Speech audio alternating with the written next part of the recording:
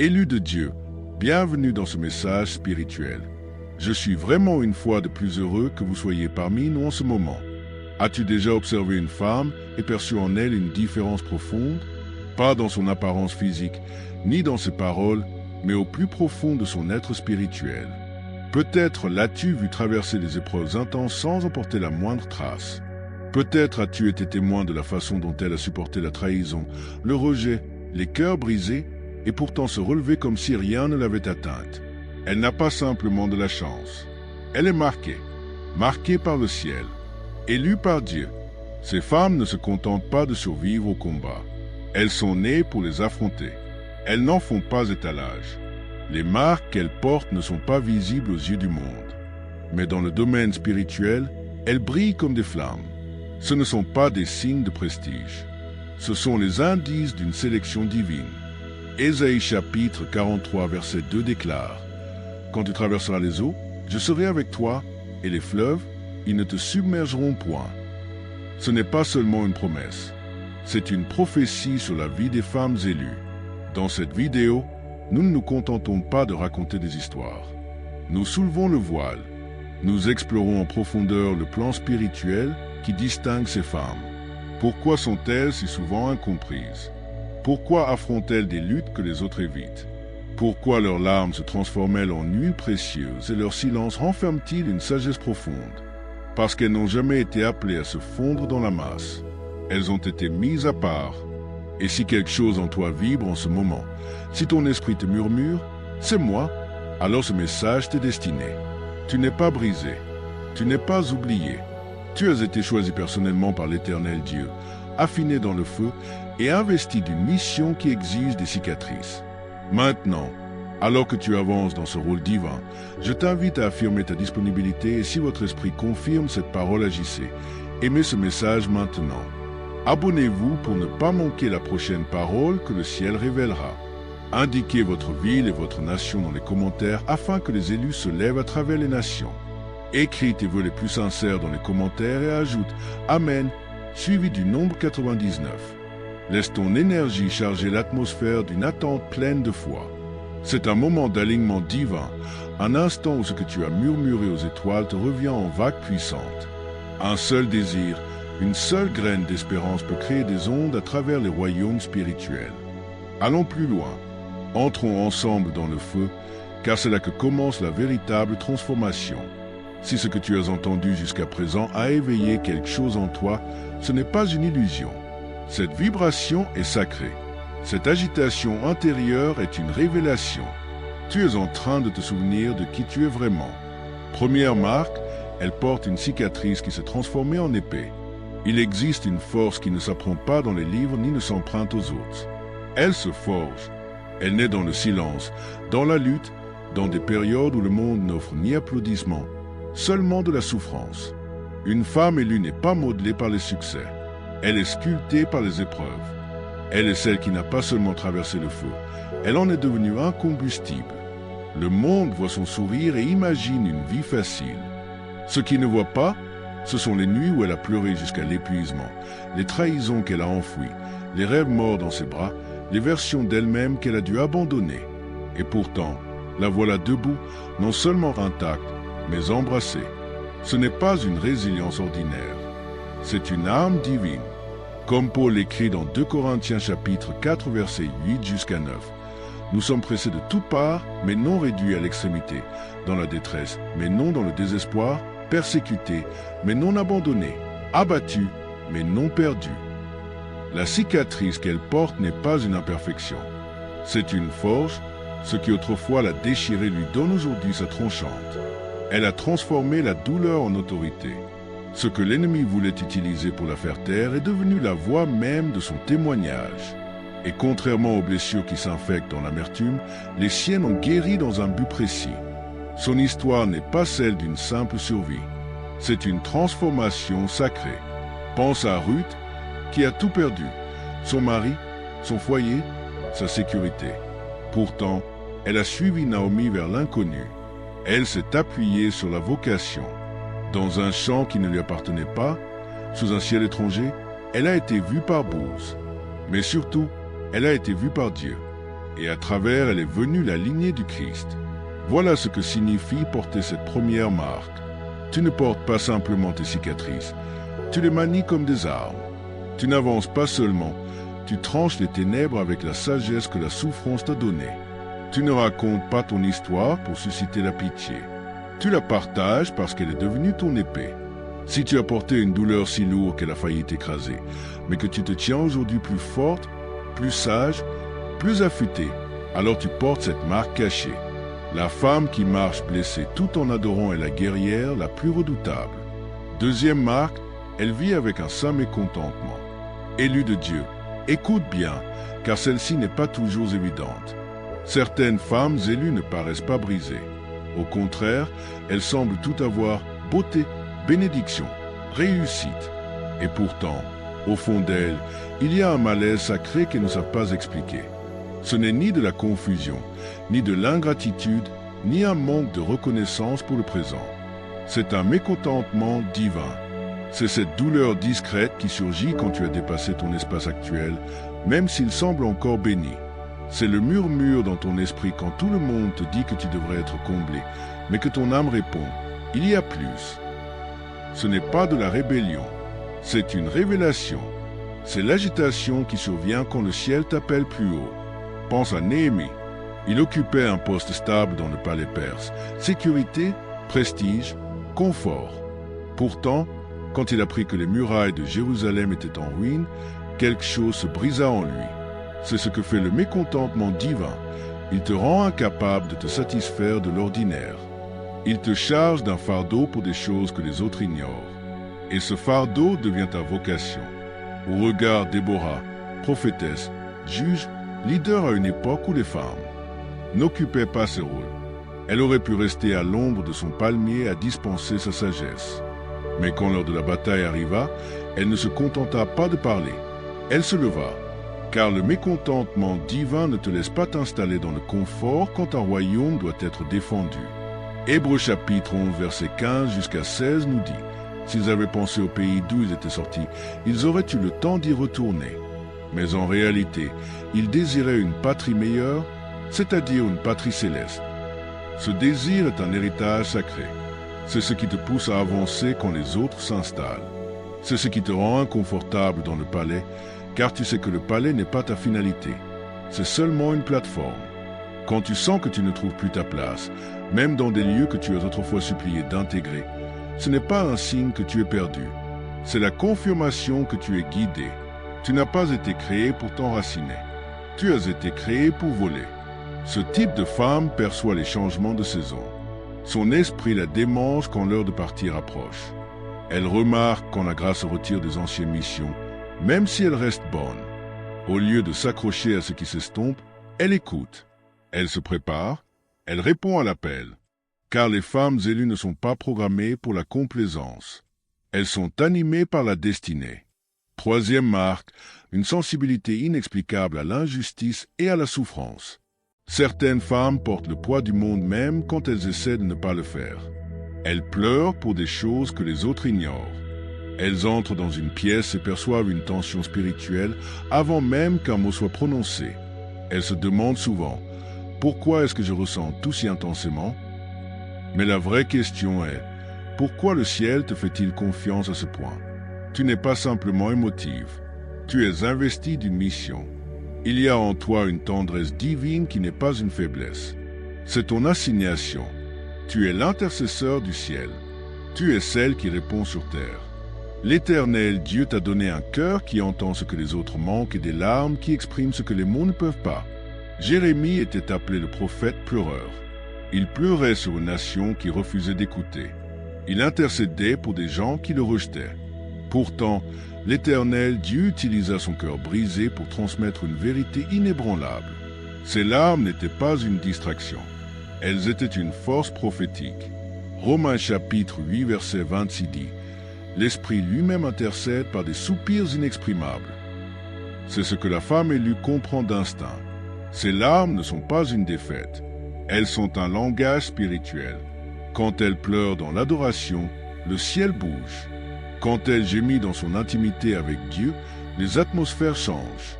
Elle pleure avec ceux qui pleurent, non seulement par empathie, mais par obéissance.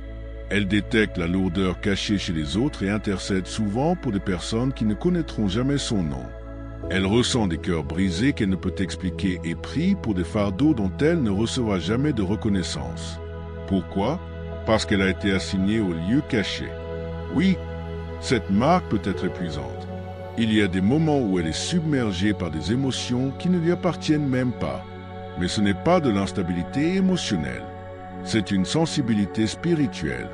C'est la signature d'une femme qui marche près de l'Esprit de Dieu. Pense à Abigail, épouse de Nabal. Son mari était insensé, imprudent, arrogant. Mais Abigail était perspicace. Elle perçut le danger avant qu'il n'éclate. Elle agit avec sagesse, parla avec grâce, et ses actions préservèrent l'avenir du roi David. Elle vit au-delà de l'instant et intervint avec un instinct divin. Voilà ce qu'est la sensibilité quand elle est guidée par l'esprit. Elle protège, elle intercède, elle change l'histoire. À la femme qui pleure dans l'ombre, qui se réveille à 3 heures du matin pour prier, qui sent l'orage dans l'âme de quelqu'un bien avant que le ciel ne s'assombrisse. Tu portes cette marque. Tu n'es pas trop sensible. Tu es profondément choisi. Le ciel entend tes soupirs et l'enfer craint tes larmes. 4e marque 4, elle attire des attaques sans provocation.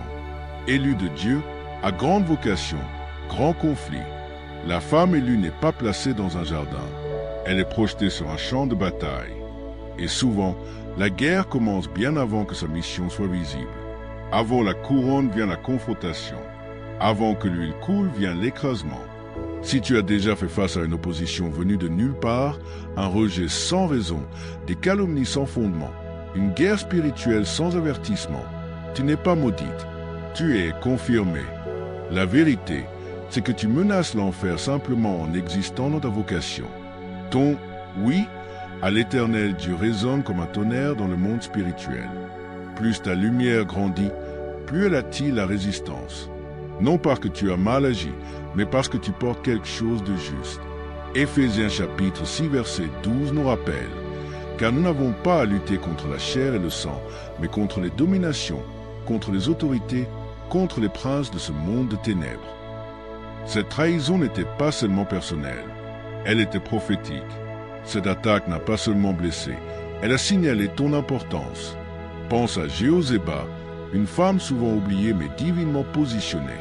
Quand la reine Athalie voulut exterminer tous les héritiers royaux pour éliminer la lignée de David, Jéhozéba sauva secrètement le bébé Joas, le cachant 6 ans dans le temple. Elle n'était ni bruyante ni publique, mais son obéissance préserva une lignée. Vois-tu, même dans l'ombre, la femme lui affronte des menaces parce que son rôle, aussi caché soit-il, a un impact générationnel.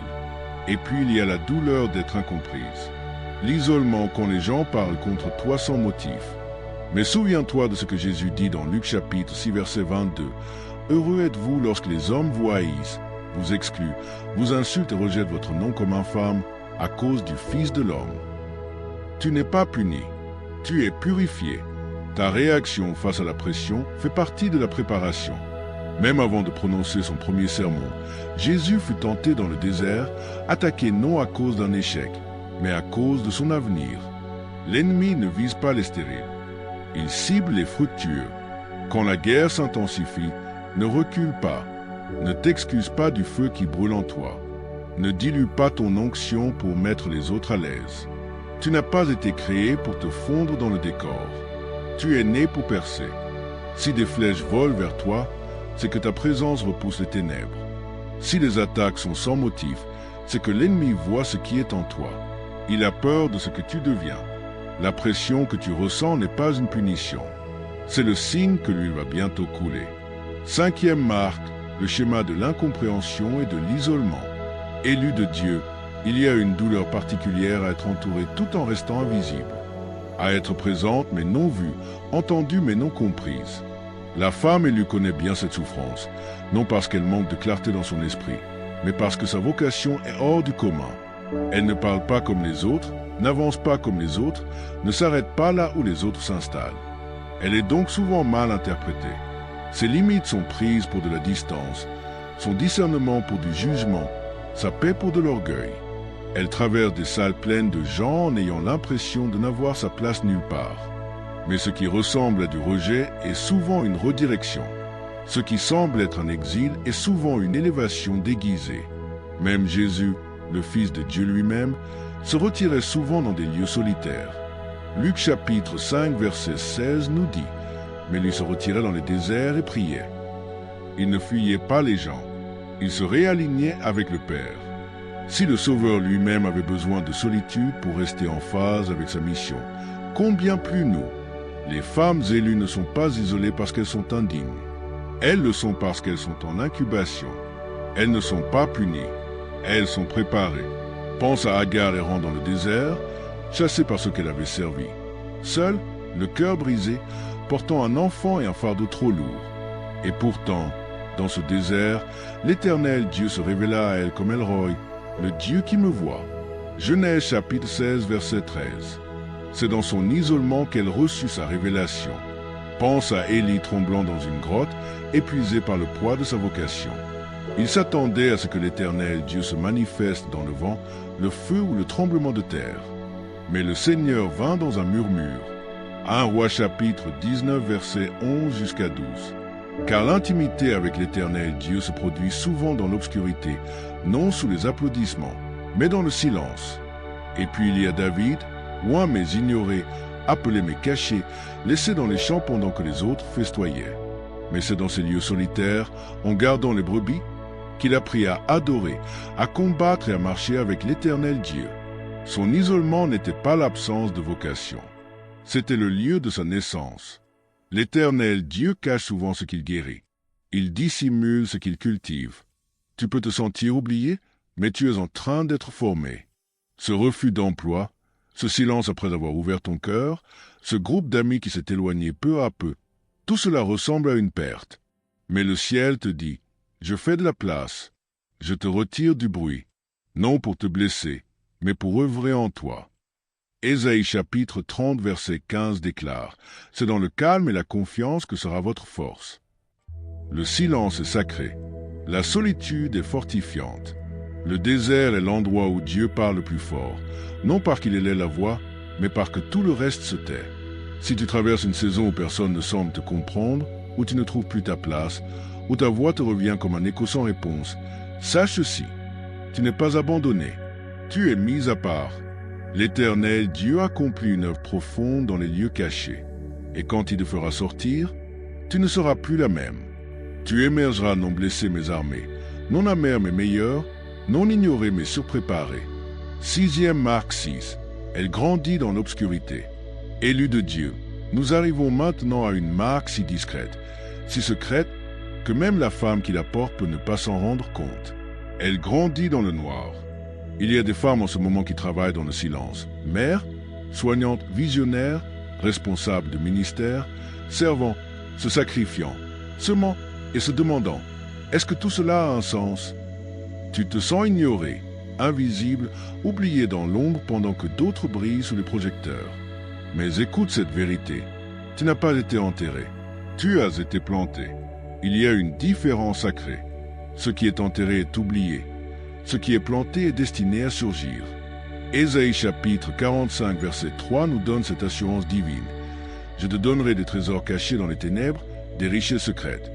L'Éternel Dieu agit dans les lieux sombres, secrets, dans les coins tranquilles du monde où aucun applaudissement n'est entendu. Il ne construit pas ta vie pour la scène. Il construit tes racines. Et les racines ne poussent pas à la lumière. Elles poussent dans la terre comprimée, cachée, nourrie là où personne ne voit. Pense à Anne la prophétesse. Luc chapitre 2 nous dit qu'elle vivait dans le temple, jeûnant et priant pendant des décennies. Elle n'était pas célèbre. Elle n'avait pas de grande audience. Mais quand Jésus fut présenté au temple bébé, c'est elle que l'Éternel Dieu choisit pour proclamer sa destinée. Des années de fidélité dans le silence l'avaient préparée à un moment saint de révélation. Pense à la veuve anonyme dans 2 Rois chapitre 4. Endettée, avec 2 fils, elle cria vers le prophète Élisée. Tout ce qu'elle avait était un peu d'huile. Mais derrière des portes closes, dans l'intimité de sa maison, cette huile se multiplia. Son miracle n'eut pas lieu devant une foule. Il eut lieu dans l'obscurité. À chaque femme qui se sent cachée, ton travail compte, tes prières comptent. Ton obéissance invisible produit une force invisible. Les nuits où tu as pleuré, où tu t'es quand même levé le lendemain. Les moments où tu as servi sans remerciement. Les semences que tu as plantées sans témoin. L'Éternel, Dieu a tout vu. Ne méprise pas ta saison d'obscurité, car c'est dans le noir que se forment les diamants. C'est dans le noir que la foi devient inébranlable. Et c'est dans le noir que Dieu prépare à dévoiler ses filles les plus rayonnantes. 7e marque, elle porte une joie inébranlable dans les lieux arides. Élus de Dieu, nous arrivons à la marque finale, celle qui rayonne à travers chaque bataille surmontée, chaque larme semée, chaque désert traversé. La femme élue porte une joie inébranlable dans les lieux secs. Elle se réjouit non parce que ses circonstances sont faciles, mais parce que son esprit est ancré. Pendant que les autres se recroquevillent sous la pression, elle sourit. Pendant que la sécheresse l'entoure, elle déclare « Tout va bien dans mon âme ». Sa joie n'est pas un optimisme naïf. C'est une sainte défiance. C'est le genre de joie qui regarde en face le manque, la perte, la solitude et continue à chanter. Habakkuk a écrit « Quand le figuier ne fleurira pas, je me réjouirai en l'Éternel ». Habakkuk chapitre 3 verset 17. Ce n'est pas du déni, c'est une déclaration. La louange de la femme élue ne dépend pas des résultats. Elle est enracinée dans son identité. Elle sait que son Dieu est fidèle même quand la vie est fragile. Comme un arbre planté près d'un cours d'eau vive, elle reste verte en temps de sécheresse. Jérémie chapitre 17 verset 7 jusqu'à 8. Son rire n'est pas une légèreté ignorante. C'est une guerre spirituelle. Sa joie n'est pas superficielle. C'est son bouclier. Elle peut pleurer avec espérance, danser dans l'attente, adorer dans l'incertitude, car son âme est tenue non par les circonstances, mais par Christ. Comme la femme de Proverbe 31, elle rit des jours à venir, non parce qu'ils seront faciles, mais parce que sa paix n'est pas circonstancielle, elle est surnaturelle. Et quand l'ennemi lance tout ce qu'il a et qu'elle lève quand même les mains en adoration, c'est là que le ciel rugit et que l'enfer tremble. Car la tristesse peut être supportable, mais la joie est dangereuse. La joie prouve que l'ennemi n'a pas réussi à faire taire son esprit. C'est la preuve qu'elle sait toujours qui elle était, à qui elle appartient. Nous voyons maintenant clairement que ces 7 marques cachées ne sont pas des signes d'échec. Ce sont des preuves d'une faveur divine. Elles ne révèlent pas de faiblesse. Elles confirment une vocation.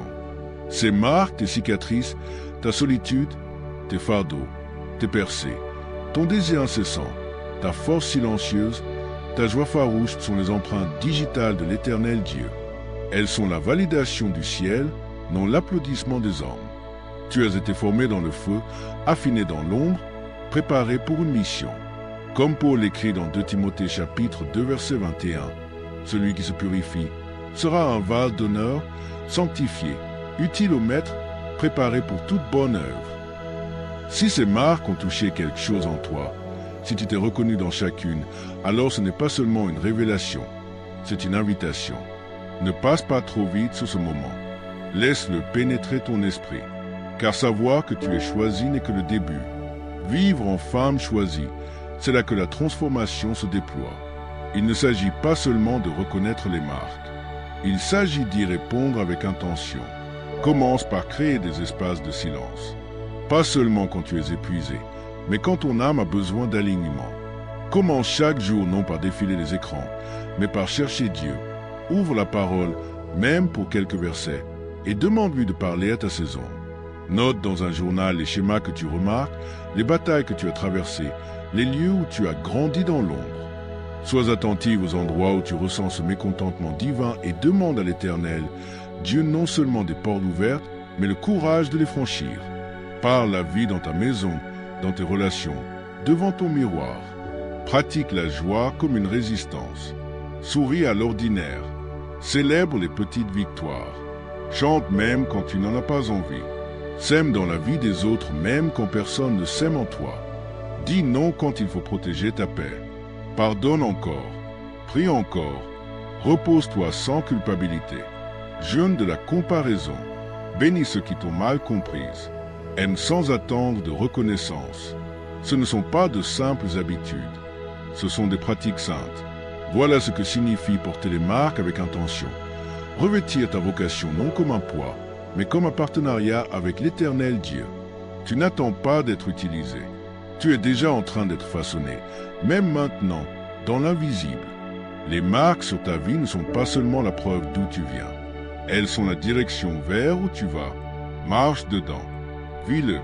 Garde-le. Laisse les marques parler.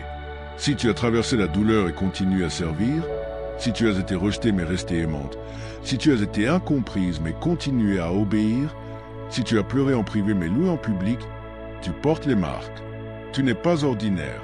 Tu n'es pas ignoré. Tu n'es pas oublié. Tu es choisi.